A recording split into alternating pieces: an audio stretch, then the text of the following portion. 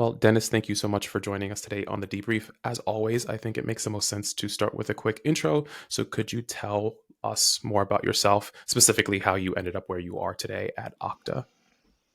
Sure. So my name is Dennis Henry. I use he, him pronouns, and I am currently a member of the architecture team within the customer identity cloud product unit at Okta, formerly the Auth0 company. So I started with Auth0 back November of 2020, which was my first gig in the SaaS startup kind of world. Prior to that, I worked for 13 years at a data center company where I worked all over the place from uh, entry level system administrator all the way up to chief operating officer when I left the organization. So I've been very closely in line with incident management from the very early start, just because things go wrong, shockingly, in every sort of company, but especially in IT and kind of these computer engineering type organizations. And I've always been, I don't want to say drawn, but drawn to problems. I'm a problem solver first and foremost, and I love getting involved where things are broken and need to be fixed. So from my earliest experience, I've always just jumped into the fire and tried to figure out how to fix things. And I still get to do that to this day, which I very much enjoy. I helped lead the incident management program at Okta for quite some time, built out our incident tooling, and I have a lot of experience when it comes to now the psychological side of incident management, blameless, as well as looking at incidents from the perspective of how do we enable our people to gain the most from incidents and to actually learn and grow through them. Yeah, for sure. So, today we're here to talk about sort of moving away from the natural response of asking why an incident happened and moving towards how. And like you just said, I think learning from incidents is sort of related to that. So I'm curious, like, how did learning become a topic that you became so passionate speaking on? I think the biggest thing that has caused that shift for me is trying to understand how we prevent future incidents. Because nobody wants a repeat. Nobody wants more incidents. It's always less. It's always how do we prevent things. And the biggest thing that you can do to prevent a future incident is to learn from your previous ones.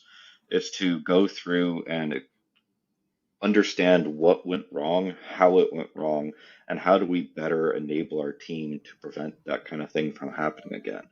That learning is essential to being able to succeed and prevent incidents. And without really focusing on that learning aspect, if all you're doing is reactionary work, fixing incidents as they happen, then you never get to spend time in that proactive sense of understanding what happened and then actually preventing them before they happen. And learning is essential in that. Yeah. I'd love to know where you stand on this idea that more incidents is a good thing because they sort of present more opportunities to learn from them. Do you sort of fall in line with that? I fall in line with it partially. Okay. The way that I've kind of spoken on this in the past and the way I've advocated is that more incidents of a lower severity are good. And we should be talking and organizing around these smaller severity incidents and identifying places that we can learn and preventing the bigger incidents from occurring.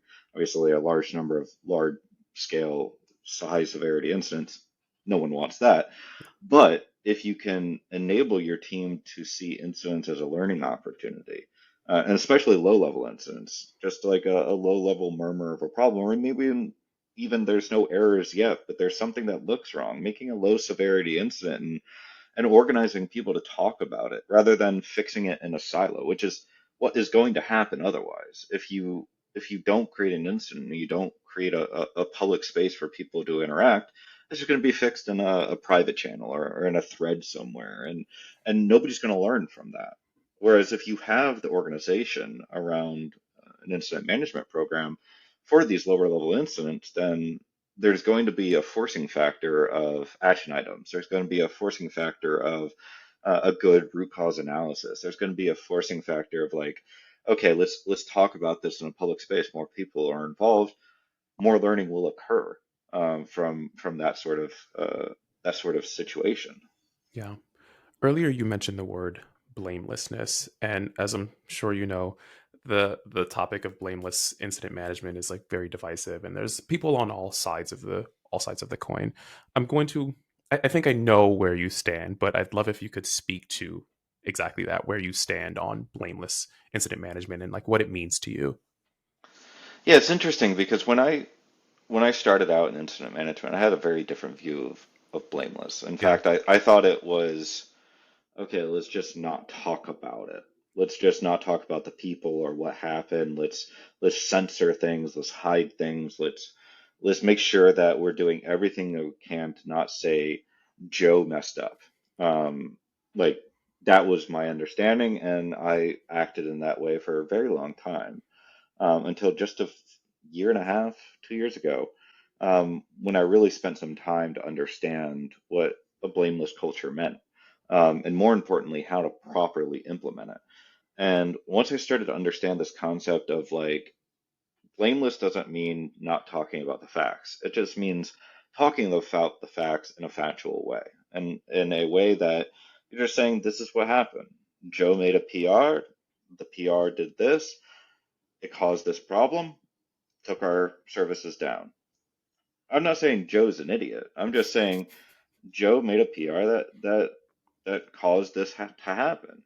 And the analyzing should actually not be around Joe, but he needs to be a part of this because we need to understand what caused him to make that PR the way he did. Was he not trained adequately? Was the knowledge not properly disseminated? Were there not proper tests in line to prevent the sort of problem that got prevented or presented to occur? Like what happened? Like let's talk with Joe and work with him to understand that. And again, it's not about Joe. It's just about how do we learn from him? How do we learn from his experience? Because he's going to ultimately be the best person to help us walk through that. And once I started understanding blameless as this collaborative thing, where it's a an approach where you come to the table with all involved and you learn together, and it's not meant in a negative sense, but in a positive collaborative sense. Then I started to really understand what it meant, and not just see it as this whole like, well, we just don't talk about Joe. We don't. Joe is a shadow. Like, no, Joe's front and center. Joe's helping us, and he gets that opportunity, which is great for him because when you cause an incident, being someone who has caused many incidents in my time, the best feeling that you can get is being part of solving it, is being part of talking about what happened and how we could prevent it and offering ideas because Joe has ideas about how it could have been prevented. And if you involve him and if you talk about it in a very positive way, I mean, everyone wins. yeah. I'm curious if you have any hunches on like why it took you so long to make that switch from like thinking of blamelessness as like not talking about it at all to sort of what you believe now. I think the big thing that I wasn't grasping was that there's a whole world around a mistake. A mistake is not a single decision. And that's the biggest thing that took me a while because I just saw cause and effect, like most people. Like this caused this problem. This is the person who caused the problem. Simple analysis. But once you start to look at things a little more complexly and you start saying, okay, well, what led to that problem? How did we get here? What was the cause of us even being in this situation that we're in? Like what processes could have been in place? What testing? What circumstances led to this? And understanding that there are myriad things that cause that problem to have happened in the first place. And once I saw the world from that point of view, and how it's a multi-factor approach to analyzing a problem and understanding why it happened, then it all clicked, and I started being able to say, okay, like this is how we're going to implement blameless. This is how we're going to talk about it in a positive way of bringing people to the table. And I think it was just getting away from the simple cause effect and going to this whole, let's look at the cornucopia of problems that all came into play to cause this incident in the first place. Yeah. I'm curious if you've ever been on a team or a part of a company where blamelessness wasn't really a thing, and they seem more concerned with like rooting out the person as opposed to the sort of the various factors that contributed to them making that mistake, and like what that felt like. I've too often experienced leaders like that, and I think everyone who's listening to this can immediately identify someone who's done that in the Yeah. past. Who, as soon as something happens, the question is not what happened, but who f***ed up. And I think that's terrible. That's not the way of looking at things. And every time when that would happen in the past, I would just keep my mouth shut, and I'd be like, so and so did it. And in hindsight, that's absolutely the wrong way to go, because the right way to go, and how I approach that now when someone does ask, like, well, who made the PR? And I was like, I mean, this is the PR, but let's talk about why that PR happened. Like, Mhm. I'm not gonna say that I keep using Joe. Sorry for any Joes listening, but uh, well, let's not talk about Joe, but let's talk about why Joe did what he did. And let's focus on that, because there was a process, there was a procedure, there was like, and everyone comes to work wanting to do their best work. Joe didn't come to work wanting to make this mistake. So it's not about Joe. Joe was doing his best in the circumstances that he was allowed. Let's really focus on what happened. And when I talk to leaders like that, and I present this whole like, yes, there is a person ultimately who caused this in the very end. But let's talk about all the other things that cause this, not just that one element. Because you're firing Joe is not going to prevent this in the future. Like someone else will make go through the same process that he did and cause the same outcome. Yeah. If we don't fix the real like base level problems that exist. And people seem to understand that, and understand this concept of no, like let's actually get to the bottom of this, and not just treat one thing, which is a person, when there's processes, there's implementations, there's testing, there's all these other things that all, if they were in the right place, would prevent this no matter who was doing it. Because it's not about the person. It's about the process. It's about the procedure. It's about the automation. It's about the testing. It's about all these other things. Yeah. So, Joe, if you are listening to this, just know you are doing a good job. We believe in you. You're doing all right. So, like I said at the beginning, we're here to chat about moving away from sort of asking why to moving to asking how instead. But I think what I'm curious about is, even for me, when something bad happens, the natural reaction is to ask, well, why did that happen? And like, it's human nature to have that be the first thing. So, what is fundamentally wrong with that approach in your mind? Sure, I think the biggest thing about what goes wrong when someone starts with why is that it tends to lead to a more um, straightforward approach, but and it's a much quicker way of thinking, but it tends to create a culture around blame. And I like to kind of like talk about this in an example kind of way, because like you can go through the five whys or the five hows and get very different answers. Why was there a data breach? Well, because the attacker gained unauthorized access. Whereas, how did the attacker gain access? By exploiting a system vulnerability undetected by our tools. Even just in that first why versus how, you got more data about the real root cause. It's not about the attacker gaining unauthorized access. It's about the system vulnerability. Why did the attacker gain unauthorized access? Because they were able to exploit a vulnerability in the system. But more importantly, how did our security methods fail to detect the vulnerability? Again, that our current tools and processes were insufficient for detecting such sophisticated vulnerabilities. Okay, like we're getting somewhere faster and actually more efficiently. Why was the vulnerability present? It was identified and patched during the last security review. Not super helpful. How can we improve our detection capabilities? Like again, like going higher level, bigger picture. Well, we can research and invest in more advanced detection technologies and training for our security teams. Now we're getting like some action items out of this. Well, why wasn't it identified? Because our security team lacked the tools to detect it. Okay, again, you're going to that blame. Our security team's the problem. They didn't Yeah. detect this. Whereas, like, how do we ensure funding for our security measures? By conducting a cost benefit analysis and identifying potential breaches versus the investment in security, presenting this to management. We're solutioning now as part of this rather than still haranguing on the security team. Why did the security team lack the proper tools? Because the budget for the security tools were cut. Okay, now we're moving the blame. Now we're saying, oh, it's those penny pinchers. That's the reason we had an incident. Let's go attack them.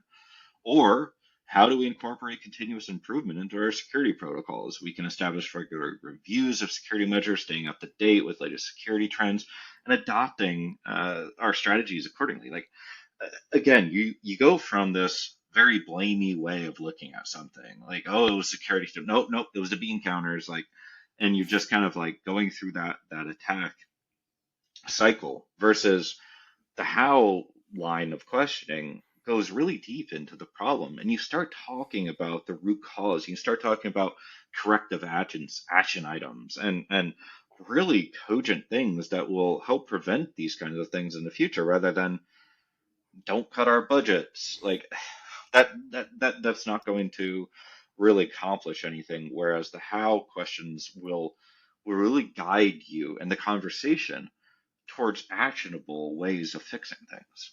Yeah.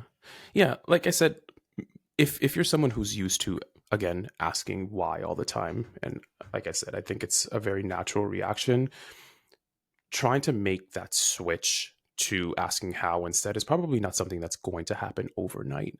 So in hmm your mind, is there a way to sort of ease that transition and slowly start to get closer to leaning more on how as opposed to why?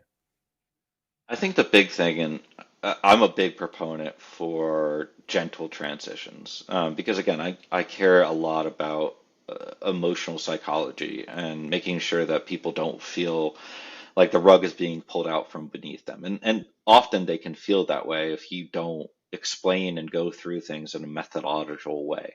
So my introduction of this within Okta has been talking about it first, has been just saying like, this is the benefits of how versus why, and this is what you get out of it, and talking about it in an intellectual way. Just saying, look, this is something that will help us better respond to incidents and better triage situations. Get people on board with that first, and then just start when you're in these retrospectives and you're having conversations about an incident, start asking more how questions and prompt other people to try how questions more often than why questions and see how that leads to better results, because once you get more and more people on board, they're going to be less and less wanting to use the question why. They're going to be more and more wanting to use the question how, because it gets them to a result that they want. Like everyone wants to prevent incidents. There is not a single person on this planet that wants more incidents. Even Incident.io that y'all benefit from people having incidents don't want more incidents. You want people to fix problems. You want people to get to the bottom of an issue. And And that's ultimately what you can show them you can get with asking how versus why. So when you present it in that way, then the transition becomes a common sense. Well, yeah, we're already talking in how terms more often than we are in why terms. Let's just switch our paradigm and now only use the five hows instead of the five whys. Yeah. I'm curious if you've ever been in a situation where someone was proving sort of hard to sell on this idea of asking how instead of why. I And I have, and typically those people are people who are of the opinion that, well, it's been working. We've been learning from incidents. Why do we need to change this? Why do we need to change this? Um, and what I tend to present to them is, okay, well, we have been solving incidents, but how fast have we been doing that? How fast have we been preventing future incidents? What does our recurrence rate look like? What does our MTTM look like? How are we doing on bettering these things? Oh, well, it's getting a little better, but I'm like, exactly. So really, are things going as well as you think they may be going, or can we try something else? And it does tend to make people think like, okay, if things aren't going as perfectly as maybe I think they are, maybe there is a better way of doing things, and maybe there's a more healthy way of doing things that will get us results in a more expeditious way. And I really I love being challenged, to be clear. Like I love when people say, I don't agree with you, Dennis. That's like some of my favorite words to hear because it means that I get to have a an experience where I talk through an issue with someone and I can actually get across my point of view and say, great, let's talk about it and work with them. Because once you get that person on board, once they feel like they are part of the solution, they're part of making things better, they're going to be much more motivated to be a partner with you in it. And that's what I've done is build consensus. I build partners. I build champions. I build people who want to be with the side that is changing things. And when you do that, you get great results. yeah. Well, we've talked about, how very abstractly. So I'd love to talk about what these five hows are and what sort of the methodology is behind each of them. Yeah, I think the way that the five whys work is you're supposed to just have a chain of questions. You do why did X? And then okay, from that answer, why did that? Mm. Why did that? And you go through the process. The five how operate the same way. It allows for a more systematic understanding of the problems. You do the same thing. You ask, well, how did this occur? Okay, and you get some more information. Okay, well, how did that come to be? Okay, well, great. Like, how do we prevent that from the future? And like, you go through the same process of answering yourself and following up questions from yourself, but you peel back more layers of the onion with every how. Like, you could do the same thing with why, but it's going to take 20 whys to get to what five hows can do. And that's ultimately where I'm trying to come at this from is like it allows for a better approach to a uh, like blameless process. It allows for more proactive thinking and solutioning, and it really is more collaborative when you look at it. So the it's simple for people to move from why to how because it's the same process. You're following up a how with a how with a how with a how, just as you were a why with a why with a why with a why. But you're doing it in a way that you get more juice from the fruit there. Like you're actually resulting in a much more kind of cogent exercise than you would otherwise if you're just asking the why question over and over again. And frankly, nobody likes to hear why over and over again. Like that's what a child does quite often. Why aren't we going to get ice cream? Why? Why? When are we going to go do it? Whereas how is an introspective question. And I tend to do it now in my personal life more often than anything else. If my spouse and I are talking about what to do for dinner, I'm like, well, how do you feel about this? Like, what are you thinking in this type of way? And again, it leads to more introspection, which I think is a good thing. I don't have to spend 30 minutes figuring out what restaurant she wants to go to. I can get there in like 5 minutes or less, and that's a benefit. Yeah. I love that example. Well, earlier you sort of touched on, I guess, sort of like a mock incident. But I'd love if you could potentially do another one and explain like what that incident would look like if you asked why, and what that incident would look like if you asked how, and what those outcomes would be. Yeah, sure. I mean, you can just talk about any sort of availability incident. Yeah. Well, why did the server go down? Okay, well, the server went down because this PR was introduced by Bob, and sorry, Bob, What and about Joe? yeah, Joe. God, yeah, God, Joe. I always forget about Joe. Joe made this PR and it had bad variables for the cache server or something like that. Whereas, okay, how did this error present to the user? Okay, well, the error presented in this way that was showing these 500 errors to the user. Okay, cool. We got some information here. Well, why did Joe make this PR in the first place? What was he trying to do? Or sorry, we're talking about Joe. Yeah. Um, well, he made this PR because he was trying to fix this other problem. Again, we're just talking about Joe right now. That's useless. Whereas, like, okay, this error present. How did the customers first like recognize this, or how was this first brought to our attention? Oh well, we actually were alerted to it by a customer via a support ticket, and that's probably not the best thing. Okay, now we're getting some more information. We're knowing that we didn't detect this properly. That's a real problem that we should be talking about, and we're diving a little deeper into the issue here. Going back to the why way of doing things. Okay, well, we identified that it was bad PR. We identified that the PR was trying to solve a different issue. Okay, well, why why did the PR cause this problem in the first place? Like, what was the bad change? Oh well, he didn't think this variable was needed anymore. It was an old caching functionality. Thought it had been replaced. Again, like who cares? Like this is not helpful. This is not helping us prevent it. It's just now talking about the minutia details of the incident. Whereas, okay, so we've learned a lot in the how line of thinking. Like let's start talking about okay, how could we actually have detected this and the customer not detect this? Oh well, we could have some proactive monitoring that on this specific endpoint that would let us know in a synthetic way that it was failing. Ooh, now we have an action item resulting out of this. We now have some really actionable details, and we're going down this line of identifying how to prevent these types of issues in the future. And then finally, like the we would end the why with something like, okay, well, why did this not get detected properly? Because again, like we do know that at this point. Oh well, it didn't get detected because we didn't have alerting set up. We already knew that 2 questions ago on the how line Yeah. and already kind of talked about it. Whereas on the how line, we can now talk about, okay, how can we have prevented this PR from causing the issue? Oh, well, we could have had testing to properly identify this issue, and we could have really identified it from that point of view.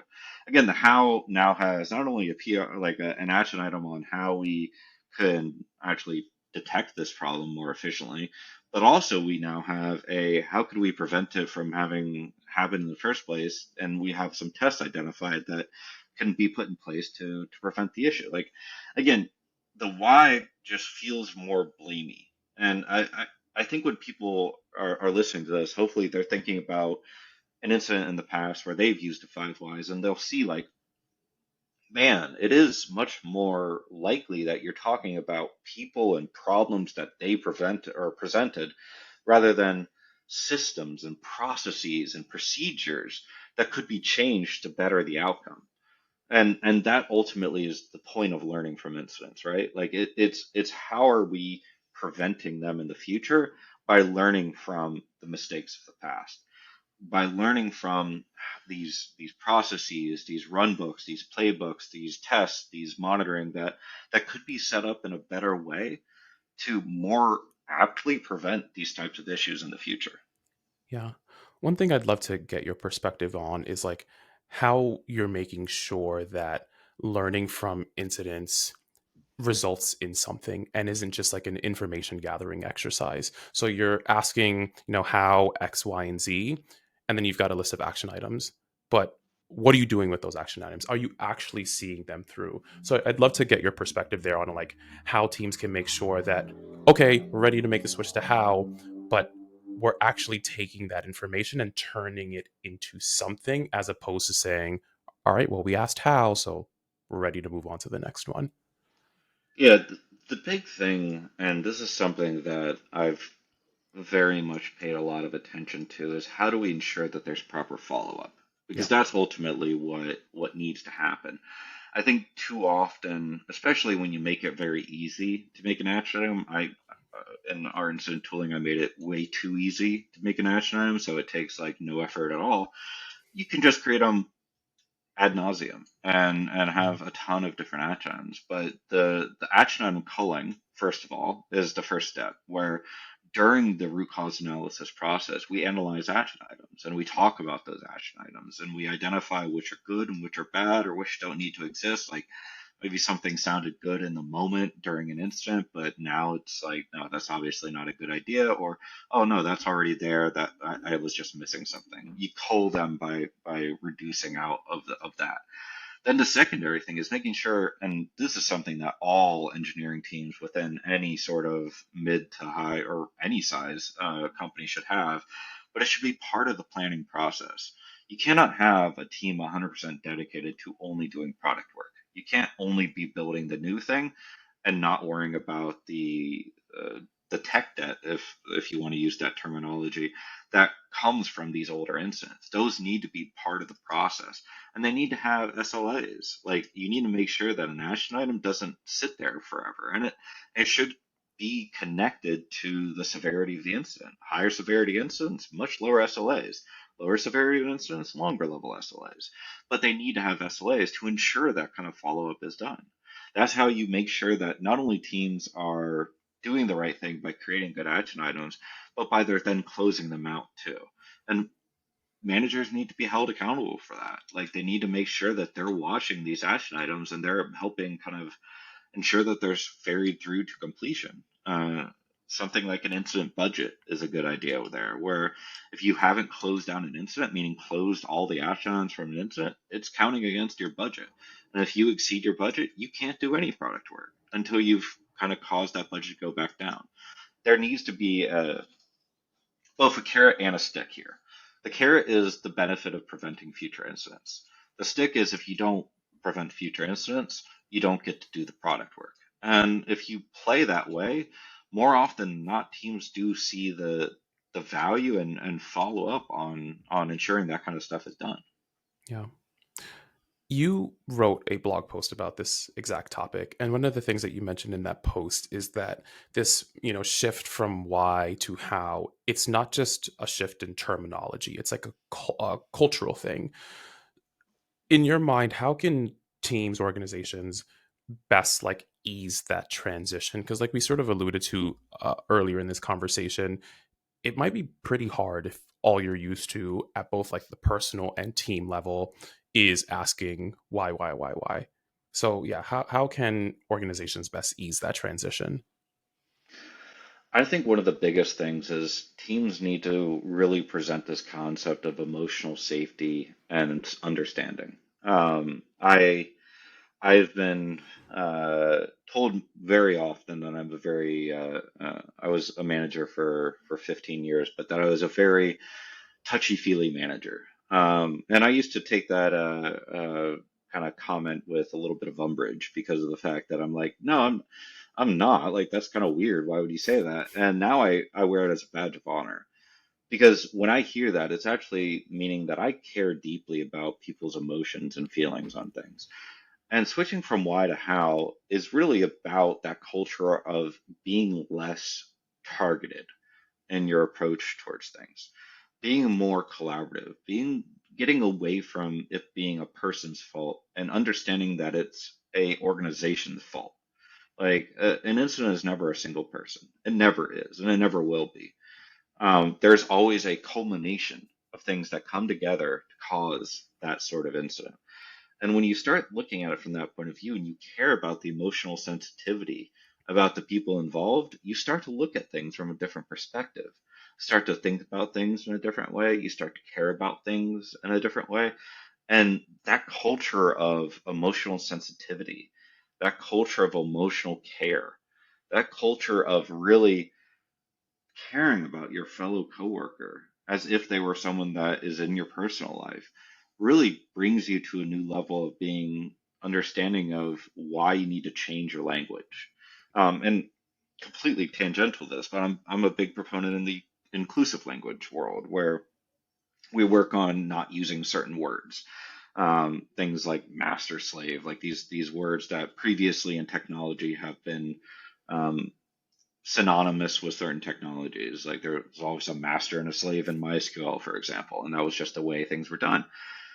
But getting people to understand that getting away from certain language is important for the emotional safety and health of others has been difficult in a lot of companies. And it's because they're like, well, it's always been this way. We're not talking about slavery here. But it doesn't matter what you think you're talking about. It matters how it makes other people feel.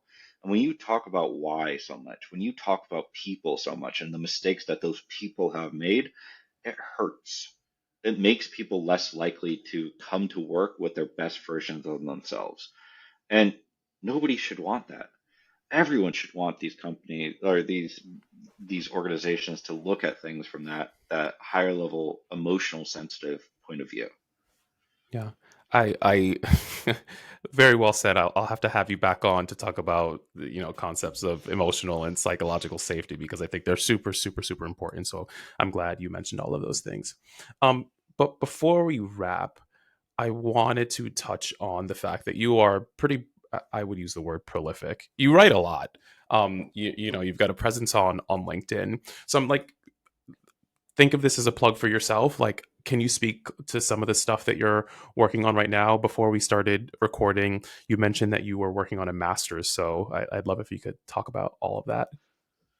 Yeah, I started a master's degree at Embry-Riddle Aeronautical University, which is actually based here in Florida out of Daytona Beach, but it's in human factors. And what human factors is, it's really the study of failure. It's the study of mistakes. It's the study of resilience engineering and learning how to make things better.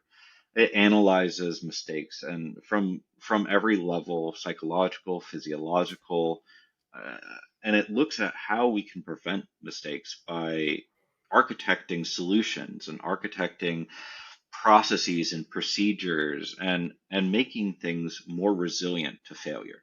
And it's a fascinating area. It's something that's been around for a long time, but John Allspaw, actually, who's the former CTO of Flickr, he really brought it into the software engineering world. And after seeing some talks by him that one of my employees actually had sent me, I really fell in love with the concept of trying this out because I'd always thought about getting a master's degree. My spouse has a master's. A lot of people that I know have masters, but getting one in computer science or something like that just didn't seem very advantageous for me. It wasn't an area that I needed more formal education.